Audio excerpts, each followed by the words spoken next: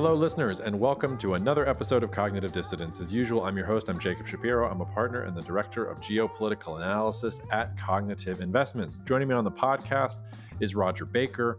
He is the executive director at the Stratfor Center for Applied Geopolitics. He also works at RAIN. He was the head analyst at Stratfor who trained me back in the day when we were both at Stratfor, and he was gracious enough to come on to lend us some of his expertise on North Korea, which, the Middle East was my first expertise. North Korea in some ways was Rodger's first expertise, and there's been a lot going on in North Korea. So we touched base on that, and then we whetted your appetite at the end for future episodes with Rodger, talking about the Arctic and some other considerations in global geopolitics. We had some recording difficulties as I switched recording softwares and platforms here, so hopefully everything sounds okay, but if there are any hitches, that's the reason. Otherwise, you can email me at jacob@cognitive.investments. Talk any more about what CI does or any of the things we've talked about on this podcast. Cheers and see you out there.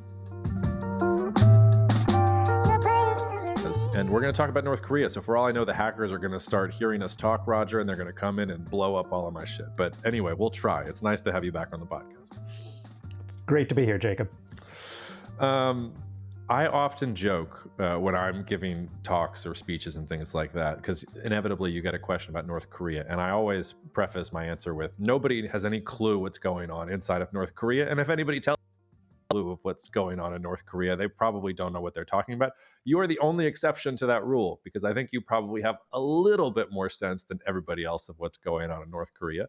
And I reached out to you right after you wrote a piece for RAIN about and how North Korea is referring to South Korea in terms of its effect.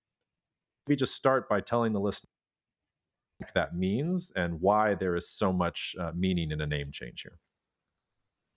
Right. I think it's been really important. We've seen this change slowly emerge over time, where North Korea has decided to call South Korea by their official name, Daehanminguk, which is the Republic of Korea, as opposed to calling them, just the people south of us or those breakaway people. They still use lots of derogatory terms, but it ties into a set of things that the North Koreans said, which effectively said unification is no longer the policy of North Korea. Mm-hmm. That they are by default looking at themselves as, we are North Korea, we're not half of Korea. And how do we think about Korea as a whole? So if that is the change in the way in which North Korea perceives themselves and their goal, it really does change a lot about how we want to start thinking about their military dynamics, their potential economic dynamics, their outreach. We just had the North Koreans today say, yeah, sure, we should talk with the Japanese. That would be great. We'd love to be your best buds. It puts the North Koreans in an interesting position where, on the one hand, they recognize that the chances of unification were slim to none, particularly unification in a North Korean context. And secondarily, that they have a lot more options for international relations if they're not always worried about what their actions might do to the political considerations of the South Korean government. Mm-hmm. Speaking of that derogatory language, you quoted some in this piece. I mean, even though they're referring to them by their official name, they are still the hemiplegic, malfortion, and coordinate state whose whole is tainted by Yankee culture. Is that from the Confederacy in the 18th century? North Korea. We should do a little game of who wrote that. Well, I guess the first question is, do you think that's for real? Because I know that we've talked before, sort of from a geopolitical, abstract, almost ethereal level, you would think that eventually Korea back together, that this is East and West Germany, it's an artificial division, that eventually the politics will resolve themselves, and that basis, it's an artificial division that divides in the North and the South. Do you think that is still true? Do you think it's more like and we could bring in China and Taiwan? Is there now a defined enough national consciousness in the North and also in the South that reunification from that sort of point of view is off the table, that they're too different? Or do you think this is really just sort of tactically, politically, we see short-term incentives for dropping this? I think it's a bit of both. which is always the worst answer to give. No. But when I look at this, from a structural point of view, from a raw geopolitics point of view, a unified Korea is stronger than a divided Korea, right? Um, it is able to secure itself a little bit better. It's better able to utilize the North Korean mineral resources, hydropower, electricity resources, better able to utilize South Korean agriculture, technology, and it could be a stronger entity. You'd have a 70, 80,000 person country with high technology and nuclear weapons, and not putting half of their attention to a very flimsy DMZ, Yeah. right? But I think that as we think about the evolution, as you raised with Taiwan, right? When in the polls in Taiwan, Taiwanese think of themselves as Taiwanese now, right? It was their grandparents or older who came over in '49 and thought of themselves as Chinese. But we're 2 generations on, they think of themselves as Taiwanese. The most of the polls in South Korea suggest that the South Korean youth have no interest in unification. It's only the grandparents who still think about unification. And North Korea defined its defined itself around the idea of unification, right? North Korean political social structures from Kim Il Sung on were all about, we are the legitimate Korea, we're one Korea. That broke a little bit in 91, 92 when both were brought into the United Nations, right? And I think with the death of Kim Il Sung, the potential for unification in mutual terms became much harder. And then when we saw sort of the change in regional dynamics under, Kim Jong-il could not really pull it off, and Kim Jong-un, doesn't have a high chance, particularly under conservative leadership in the South Korean. So there's a tactical component to it that they're just not getting the benefits of trying for unification, particularly when you look at the South Korean current government that has very little interest in giving money to the North, that only wants to go out and hammer North Korean human rights, and how the North Koreans are selling missiles to Hamas to kill Israelis, and it's North Korea who's now responsible for the Ukraine crisis. There's not a chance of anything, so why waste the time with that? But I think the other dynamic we want to take into consideration is there's a real change in the regional geopolitical balance, right? Russia, China feel more confident in countering the United States or countering the expectations of global norms, global standards, global structures. And North Korea, I think, feels secure within that. And therefore, the only threat to North Korea is South Korea or the United States, maybe Japan, but probably not in a proactive way. Mm-hmm. And if North Korea can tweak its relation with Japan, it fractures that trilateral security that's been built up between South Korea, Japan, the United States over the last year and a half. And it actually puts them in a pretty decent position from a defensive posture. Why would Japan go for this? I mean, so it was either this morning or yesterday morning. We're recording on February 15th, where Kim Jong-un's sister said this crazy thing about Japan. And I get why she would want to say it. Do you think there's any, it's hard for me to understand why Japan would want that, because North Korea is still a pretty big threat to Japan, at least I would think on the face of it. Japan's been working on this for years. Japan wants the summit. Now, the current Japanese government wants a summit with the North primarily to resolve the social problem of the last detainees, right? The kidnapped Japanese. And the North Koreans say that's already solved. We're not going to talk about it. But, when Koizumi went over, they got a bunch of people back. Most of the remaining ones are probably by now dead. There's not a lot to give back, but the Japanese want to close the book on that. The Japanese also want to find a way to discourage North Korea from continuing active long-range missile tests that fly over Japan, right? And so Japan wants to be able to manage its security environment, and it has a social political issue that could benefit from easing tensions with North Korea. And we have to remember, too, that Japan still has a very large Korean population, many of whom affiliate with the North rather than the South. So I think from the Japanese perspective, this isn't about saying North Korea is not a threat or we want to be best buds with them. It's how do you manage the North Korean threat in a way that costs less, that allows you to put your resources focused on Southeast Asia, like they're trying to, focused on a full encirclement of China, rather than having North Korea be a potential tool of the Chinese to draw too much of the Japanese attention and leave Japan vulnerable to that broader swath. And I think that's what the Japanese are looking at. Is it fair to say, because part of what you're saying is wants to be able to focus on other things that are happening in the world rather than a myopic gaze towards the DMZ with the South.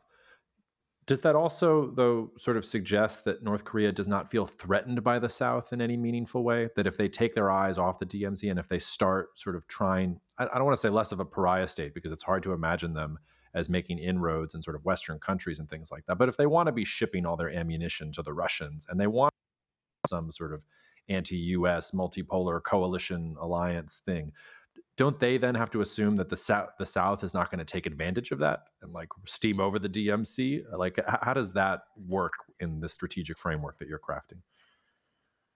So I don't think that the North Koreans stop looking at the South in this dynamic. But we've seen a real shift in North Korean deterrence in the way in which they build and design weapons. The last 3 or 4 years, we've seen a really heavy focus on short-range systems that are highly maneuverable, with greater accuracy. So what the North Koreans have done is gone from a 0 to 100 strategy of, you can shoot me once and I can shoot you once, but the next step is total nuclear annihilation because we don't have any more steps in our ladder, to having 3, 4, 5, 6 steps in their ladder before they have to get to total devastation. That gives them more of a deterrence capability with the South. It increases the likelihood of more tactical conflict, but it also allows them to hit at key important points in South Korea, right? They can now target airfields intentionally. They can target resupply points. They can target specific assets rather than just going full out to a full-scale devastation of Seoul, which means that the US response might not be immediate, right? So in the past, they would devastate Seoul. And then the US would be forced into the war and North Korea would be wiped out. That's not necessarily the case any longer. So we've talked about this a little from North Korea, and I want to understand a little bit better what this means for North Korea on the world stage. But before we leave this, what does this mean for South Korea? So how does South Korea respond to this? Is this music to South Korea's ears? Is this, to your point, does this just increase the likelihood of more tactical conflict? So actually it's bad? Like, how does South Korea think about this? And is it a challenge? Is it welcome? I'm just trying to understand their response. Right. I mean, if we think about it, under the current South Korean government, they had zero interest in any dialogue with North Korea. So North Korea saying, we're not going to talk to you. Okay, technically that shouldn't matter at all. At the same time, though, I think because, again, the North Koreans are more confident of their backside with the Russians and the Chinese, they are once again stepping up a testing cycle to demonstrate capability. And in showcasing that capability, they are highlighting that they are finding ways to bypass South Korea's defenses, right? They may be able to overwhelm or trick out South Korean missile defense systems in targeted ways rather than just because they fired everything they had and the US is pulled in. So I think it does create a little bit of a greater challenge for the South Koreans. At the moment, their response appears to be double down on their international push to say North Korea is evil, get everybody to support them on that, and to really reinforce the idea of extended deterrence with the United States, which is what this South Korean government has pursued. But down the road, we have to think about how do we think about changes in future South Korean government, 5 years down the road, 7 years down the road? Do we come back to a more liberal government? What's their relationship with the North? What have they done? And finally, how does the evolution of the U.S. forces in Korea take place if over the next 2, 3, 4 years, North Korea actually starts to appear to be really honest in the idea that they have no longer an interest in unification or using their military proactively against South Korea, and that they're not a aggressive military country. They're just out talking with other people. Does that give room for what's already seen as an overcommitment of the US to troops in Korea that can't be used for other contingencies? Does that create some incentive for the US to draw down some of its forces in Korea, which is something that the South Koreans would obviously be concerned about? What if we got but the previous South Korean government was all about engagement under Moon. If we got another shift to a South Korean government that was more like that, would the North Koreans just tell them to go stuff it? Or like has North Korea effectively killed that sort of more dovish government in South Korea? Or how would that work in here? Because I mean, the current government won by a very, very slim margin, and arguably not because of anything with North Korea, South Korea relations, but because of a domestic issues that came to the forefront. And it was a pretty apathetic election, if I remember correctly. So, does this lock in a more hawkish South Korea, or what if we get a more dovish South Korea? How does that work? Yeah, I don't think it locks it in, and I don't think it prevents the North Koreans from having dialogue with the South in the future if there's a change in the South Korean government. But it may be that what Kim is trying to do is to redefine North Korea in a new light, in a new way, right? So his grandfather defined North Korea as the only legitimate Korea, and unification was the primary goal. Mm-hmm. His father kind of didn't have a good definition for North Korea other than I don't want to lose it.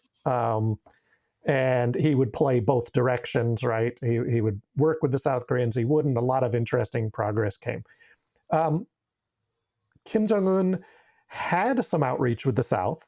There was the potential for it. I thought originally that as you thought about the evolution of this third generation leadership, these are all the ones who were trained overseas. They lived in Europe as they were kids and stuff like that. If anybody in the future would sell out North Korea, it would be the third generation.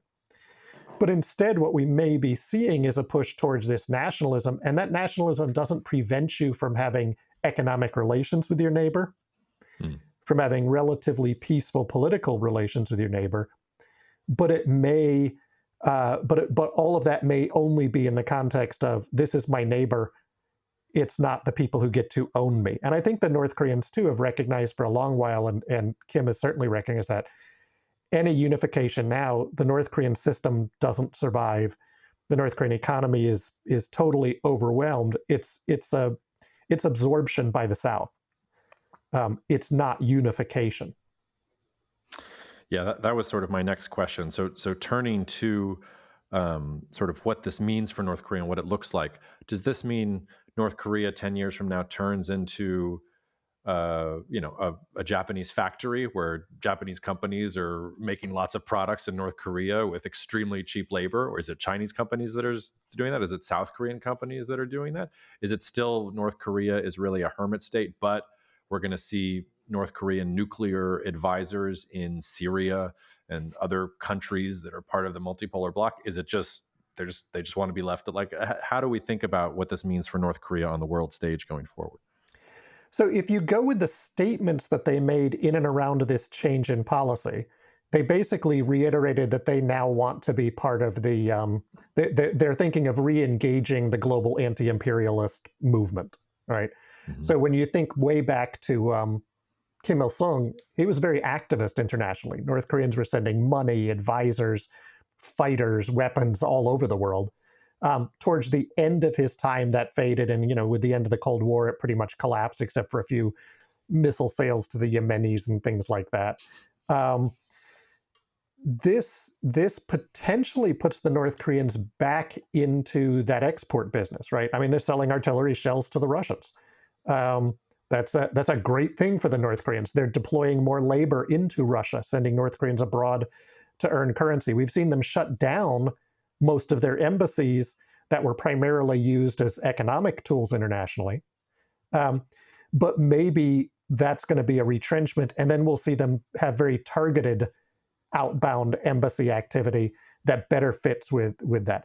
I don't think they're yet at the point where they're going to be a massive factory of internal labor. The North Korean government is still real concerned about keeping some of those outside ideas isolated from the rest of the population. That was the purpose of Kaesong, right? To keep it in one place and not infect the rest of the country with those ideas. And it's not clear they have the full labor pool, and they also jealously want to do things themselves. But I do think we're going to see them outbound. I think we're going to see them more active internationally, at least here and there, in Africa, maybe the Middle East, maybe Latin America. And certainly they are looking at that Russian relationship as a way to manipulate the Chinese into giving them greater economic space. Yeah, that's the age-old story. What does this mean for nuclear arms in the region? Does South Korea decide that it needs nuclear weapons if some of what you're talking about comes to pass? Does Japan tighten the screws there and decide it needs a nuclear? Or do you think that these other regional countries are going to be, I don't know, like satisfied with U.S. security guarantees and don't feel like they need their own nuclear deterrent against what North Korea has built? So it's the giant debate in South Korea. This is where, the current president has come out and talked about, that they have the capability and it's possible, but they don't want to do it. And that's why they're getting that extended deterrence from the United States. And extended deterrence is always an evolving process, not a static element. But I think it is putting pressure on that non-proliferation concept. For the South Koreans and the Japanese, though, to develop nuclear weapons themselves, which, by the way, the South Koreans thought of and played with in the past, they would effectively have to declare themselves opposed to the core U.S. principle of nonproliferation. And it doesn't mean that countries haven't been able to do that and still go. I mean, the U.S. and India worked together. The U.S. still worked with Pakistan. The U.S. still works with Israel and their non-existent nuclear weapons. So it doesn't mean that it completely breaks things, but everybody in that region is concerned about the domino effect, right? If South Korea gets them, Japan is going to get them. If Japan gets them, South Korea is going to get them. And Japan and South Korea are not necessarily always going to be fully aligned. So if we think that it's really complex managing US, Russia, China as a non-proliferation dynamic with the three biggies, imagine adding another half a dozen little powers or medium powers who all possess a minimal deterrent capability and live right next door to each other. I'm going to ask you an impossible question, but I'm just curious to see how you'll answer it. How does North Korea pull this off? Like, how does it stay so hermetically sealed from everything else that's going on around it? Because even a country like Iran, like, it's clear who the factions are in Iran. It's clear that access to Western ideas. I remember a couple of years ago when Game of Thrones was a big phenomenon, there was an article about how Iranian college students were trying to screen Game of Thrones in the streets of Tehran, and the morality police had to come in and shut it down. Which, there's even in a place like Iran where there's an authoritarian regime, they have to crack skulls. Just diversity of ideas. It's not sort of so demented. How does North Korea? I mean, it's 2024. Like, how does Kim Jong-un keep a lid on all this? Like, it can't just be, okay, only Kaesong is where we're going to have the advanced stuff, and everything else is it's going to be like it's 1949 or whatever it is. Do you have an explanation for how they've been able to do this and maintain it for so long, and what the prospects are for them continuing? Because part of what's in what you're saying is they're confident enough in their control of their domestic system that they can do this. Like, they're not worried about domestic politics, or at least not publicly, in the way that, say, Iran is, or even Russia or China or some of these other authoritarian regimes. So it may not be that they're not worried. Some of this, there are some people who are arguing, for example, that this shift in North Korea saying unification is not possible with the South and we shouldn't have it, and that's not our goal anymore, is actually because they're worried about the influence of South Korean culture on North Korea. right? Mm-hmm. And that they have to reframe South Korea as the enemy rather than as compatriots, so that that insidious South Korean K-pop and K-drama doesn't continue to erode the moral standings of the of the North Korean population. But I think, a big failure of U.S. analysis and U.S. intelligence for a very long time on places like North Korea has been sort of a baseline assumption that the desire of every country and every individual, in the world, is to have American style freedoms. That family doesn't matter, that culture doesn't matter, that it's illegitimate if somebody thinks that the state is an okay tool, a fatherly tool, and things of that sort. And of course, it's not accurate. There are lots of different dynamics around the world on that relationship between population and government. I think what the North Koreans are able to do, and why they've been able to persevere, and it's always a balance, and it's always somewhat tenuous, is they balance the concept of embattlement, which pulls people together, with the promise of better things to come. You go back to Kim Il Sung, and he promised a tile roof house for everyone instead of a straw thatch roof house. And if you look at the first couple of years of Kim Jong Un, he's literally the mirror image of his grandfather. They styled him physically to look like his grandfather. He dressed like his grandfather. He got fat like his grandfather. He smiled like his grandfather. He shook hands. He touched people. He put himself back in that way. And so he exploited that avuncular image to reconnect himself. He changed policy to be not military first, but parallel military and economic. And he is pushing these economic things, right? His latest round of discussion of inspections of North Korean factories, he criticized them for bad things in public, for not doing a good enough job, right?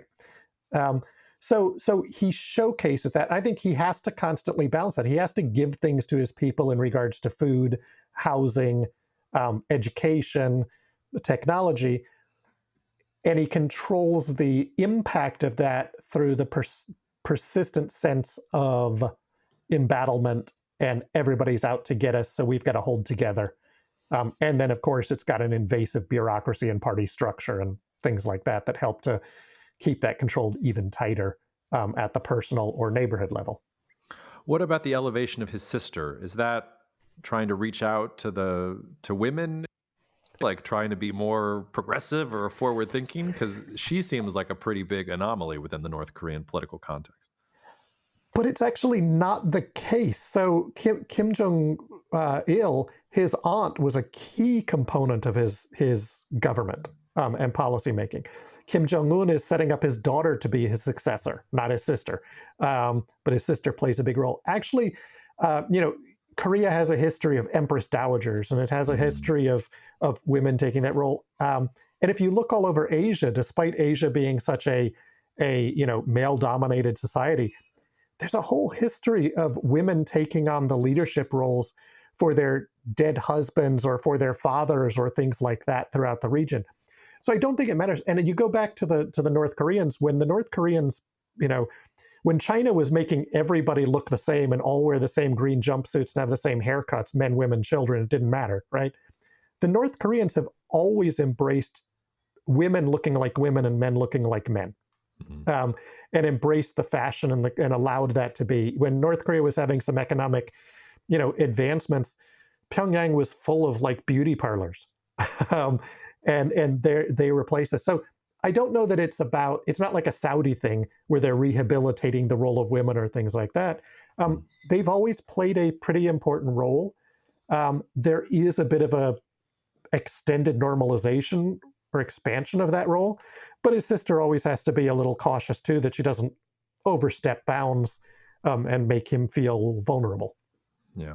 I meant to congratulate you on particular. I don't know that I've ever heard it actually used before. So I'm very seen it written in like The Economist and places like that. And listeners, if you don't know what it is, go look it up. I'm not going to spoil it for you. I hate asking this question, but it's the question that we have to ask because the entire world is in a holding pattern until the U.S. election comes through. What we have two pretty diametrically opposed scenarios, and we have Trump and Biden who have had very, very different policies when it comes towards relations with both South and North Korea. So, what do you think the future looks like if Biden wins, and the future looks like if Trump wins? A Biden victory would be a status quo victory.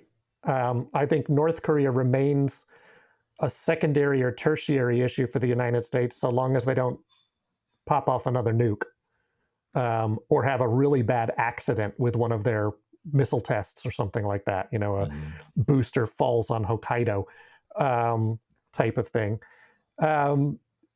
And with South Korea, the U.S. is very happy with this idea of really strengthening that trilateral dynamic: South Korea, Japan, the United States. It's been a struggle for the United States for decades. So I think there's a real continuity there. With Trump, there's all sorts of uncertainties.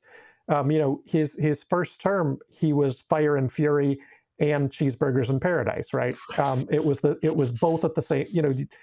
It swung pretty radically. I don't think he has the opportunity this time around. I don't think the North Koreans will give him the opportunity to try again with the summitry.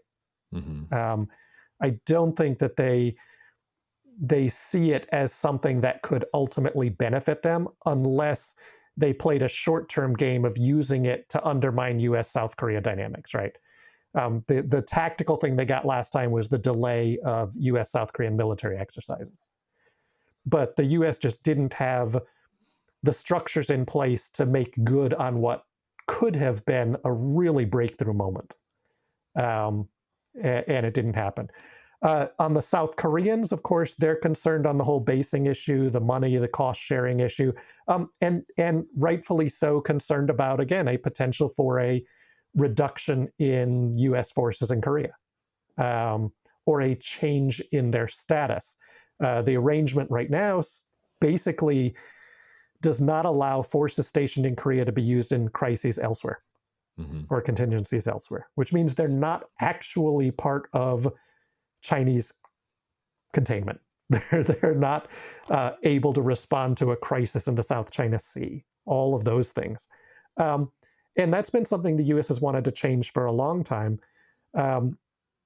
As considering it just a raw cost issue, you could see potentially a risk of a drawdown on U.S. forces by, 5,000, 10,000 out of that space. That would really hit South Korean politics and their perception of security pretty harshly. So those are some of the things. It's that uncertainty, I think, right now more than anything. That potentially puts things off. And then finally, the other piece we have to think about is for South Korea right now, as you think about the current U.S. administration's push for better green energy, more EV vehicles, the technology separation and things like that from the Chinese, but in a very structured and ordered way that ultimately remembers U.S. allies and tries to integrate them. It's no guarantee that in a Trump presidency, a second Trump term, that there would be as much consideration for the integration of the allies into that. They may be treated similar to how they were perceived being treated last time, as no different than the Chinese. Right. I mean, you go from exemptions for South Korean companies to continue working with Chinese companies to them actually being their own threat in their own sort of centers, which is sort of a very difficult thing. I wanted to ask you one or two just sort of questions about sort of at the macro level, what you're thinking about what's going on in the world. But is there anything I have not asked you about North Korea that I should have asked you about, or anything you want to leave the listeners with for thinking about North Korea going forward? So I know there's been a lot of consternation lately expecting that this North Korean perceived change in behavior, things like that, is about to lead to a North Korean war on South Korea. I don't necessarily buy into that. Certainly you have to have capabilities and demonstrate deterrence. And the North Koreans feel the need to not only develop deterrence, but to showcase it. And I think, you can go back to what's the point of a doomsday machine if you don't let people know about the doomsday machine? I think the North Koreans feel very strongly that they have to let people know about the doomsday machine if it's going to be a proper and effective deterrent. But I don't necessarily see North Korea gearing up. There aren't the other signs we would expect to see North Korea gearing up for an invasion of the South. But I do think we are going to see an increase in conflict, and I would be particularly watching the West Sea. The North Koreans, if you remember back in the late 90s and early 2000s, they tried to change the NLL, the Northern Limit Line, back to the MDL, the Median Defense Line, or whatever it is, because the North Koreans feel very constrained, right? The UN unilaterally put the line way close to the North Korean border and not in a diagonal like it would be in any other bilateral space. The North Koreans declaring South Korea is just another country. We can start to think about them using things like UNCLOS to say, hey, we need to renegotiate this border. And that maritime space always gives them more room for shooting people without triggering a wider war. Yeah. So I think that we really want to be watching that West Sea space with the North Koreans. More shipping disruption in our cards. Before I let you get out of here, because I know that you have to go, I'll let this will sort of be dealer's choice question, but I love talking to you in part because you always have your eyes squarely on the future from a larger scale perspective. So I just wonder, what is the most important thing you're watching this year besides the U.S. election or besides the Russia-Ukraine war and Israel-Gaza and everything that's filling up the headlines? Or where do you think we're going here over the next 5 to 10 years? Because, I mean, even me, like we did a podcast earlier this morning with Rob, and we were talking about, Red Sea shipping, Russia and Ukraine, Israel and Palestine, Venezuela and Guyana, Indonesian elections, Pakistani elections, Myanmar and military conscription. Like, you could occupy yourself with any one of these things for a large amount of time and maybe even lose the direction that we're heading in globally. So I just wonder where your compass is right now, because I'm still pretty optimistic the rest of the decade, even though I see us moving towards a multipolar world. But have there been any shifts for you in your thinking since the last time you were on? Or again, take that question however you want. I'm just looking for your macro view. Yeah, I mean, to me, I know that now China is embracing multipolarity as an ideal. I think it's just a reality, and I don't think that everyone has fully absorbed what a multipolar system really looks like in regards to international trade, international security dynamics, and things like that. You get that trend back to asserting national self-interest, which is not really an odd thing, but for the last 25 years, everyone has thought that that's an anomaly of history, but it's actually the norm of history. Maybe the last 25 years have been pretty anomalous. So really starting to tease that out. I think, down the road, obviously there's issues of demographic dynamics and how do we think about a continuing growing Southern Hemisphere and economic opportunity or lack of opportunity. Obviously, the democratization of military technology continues to be a really significant thing because, the U.S. In particular continues to put a high level of attention to very slow long-term development cycles of excessively high-end systems that are not necessarily adaptable quickly to what's going on. So how does a country like the United States, particularly in its defense establishment, learn to be fluid and adaptable to a world where the risks and the threats are always changing, and they're not necessarily from peers, even at the same time that you have to be cognizant of peer and near peer competition from places like China. And then finally, we'll talk about it another time, I'm sure. I'm still always obsessed with the Arctic. In the next 5 to 10 years, if you start having 12-month a year open shipping along the northern frontier of Russia, what does that do to Russia's perception of places like the Black Sea? Is the Black Sea still as significant to Russia if it has a whole large northern frontier to be operated out of? I know it's the path to Mediterranean, but are there other ways that we see Russia redefine itself as we watch, what has been a defining characteristic of the global geopolitical system since Mackinder was writing about it, right? That Russia was an enclosed state. It's a continental state. We now have two states, China and Russia, that have long been continental powers and acted like continental powers that are now what I would refer to as amphibious powers. Mm-hmm. They are maritime and continental powers. And that is a huge challenge to the way in which the world has perceived for a long time that what's the the difference in the dynamics between a continental power, a maritime power, how they interact with each other, what's their base of resources, do maritime powers by default ultimately lead to become democracies? Well, we're now seeing this interesting hybrid powers that don't necessarily match that pattern. There's a whole lot of things, if you want to get into fun, deep geopolitics, that are fundamentally changing the ideas that have framed the field since like the late 1800s. I wish I could title this podcast "Fun Deep Geopolitics," but I have a feeling my producer is going to want something a little bit different. And we're going to talk about the Arctic in depth next time you come on, if you're willing. I think that's fascinating and does allow us to play with things. Do you feel like the Arctic has any, like, just a question to whet the listeners' appetites?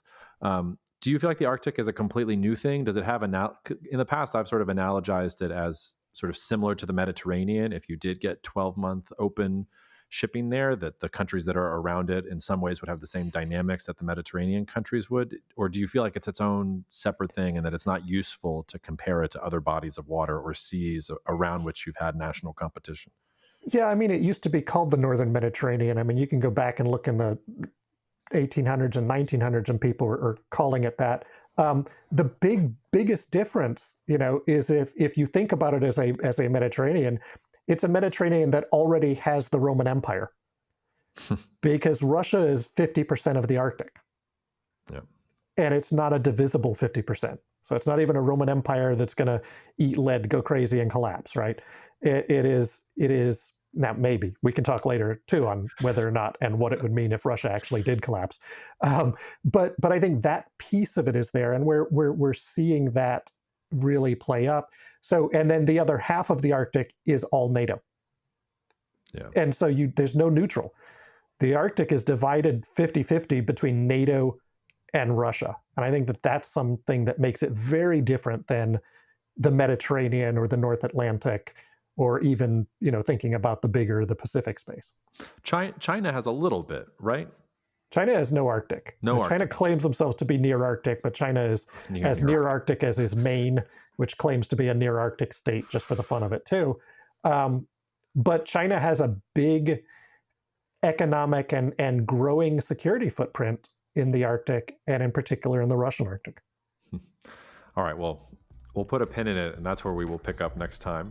And it's always good to see you, Rodger. Thanks for making the time. Thank you, Jacob. Happy to be here. Thank you so much for listening to the Cognitive Dissidence podcast, brought to you by Cognitive Investments. If you are interested in learning more about cognitive investments, you can check us out online at cognitive.investments. That's cognitive.investments. You can also write to me directly if you want at jacob@cognitive.investments. Cheers, and we'll see you out there. The views expressed in this commentary are subject to change based on market and other conditions. This podcast may contain certain statements that may be deemed forward-looking statements. Please note that any such statements are not guarantees of any future performance, and actual results or developments may differ materially from those projected. Any projections, market outlooks, or estimates are based upon certain assumptions and should not be construed as indicative of actual events that will occur. Cognitive Investments LLC is a registered investment advisor. Advisory services are only offered to clients or prospective clients where Cognitive and its representatives are properly licensed or exempt from licensure. For additional information, please visit our website at www.cognitive.investments. The information provided is for educational and informational purposes only and does not constitute investment advice, and it should not be relied on as such. It should not be considered a solicitation to buy or an offer to sell a security. It does not take into account any investor's particular investment objectives, strategies, tax status, or investment horizon. You should consult your attorney or tax advisor.